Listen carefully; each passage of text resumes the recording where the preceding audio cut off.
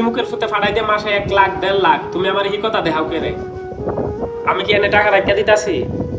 কেরে আমি কি টাকা জুলাই করতেছি? আমার পকেটে লাগতেছি যে 1000 স্যালারি পাই 500 টাকা তোমার দিয়ে আর 500 টাকা আমি রাখিয়া দিই?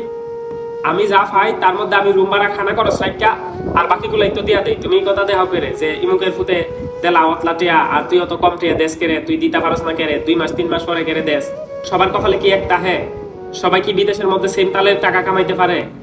কেউ কম কামা, কেউ বেশি কামা। খানা খরচটাও যদি 300 টাকা প্রতি মাসে আয়, আমি 250 টাকা আর 50 টাকা কম রাখি খানা খরচ, কোন রকমে চলে এখানে খাইয়া দেয়া। আর বলতেছো যে আমি যেভাবে বলতেছো যে আমি টাকা এখানে সব রাইখা দিতেছি, তোমরা দেই না। তোমরা সন্তানের প্রতি কি বিশ্বাস নাই যে না আমার ফুলা গেছে বিদেশ আমাদেরকে টাকা দেওয়ার জন্যই গেছে? হয়তো আমি যতটুকু কামাইতেছি ততটুকু দিতে পারতেছি, আর আমি 2 টাকা কম দিই বইলা আজকে কি বলতেছো যে মুখের ফুতে দিই অতলা টিয়া দেয় আর আমি এত কম কেড়ে দিই?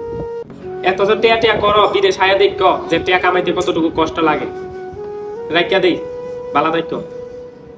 প্রবাসীদের কষ্ট একমাত্র উপরওয়ালা ছাড়া আর কেউ বুঝে না। তো আমি সব প্রবাসী ফ্যামিলিদেরকে একটা কথাই বলবো, আপনাদের সন্তানদেরকে কখনো অবিশ্বাস করেন না।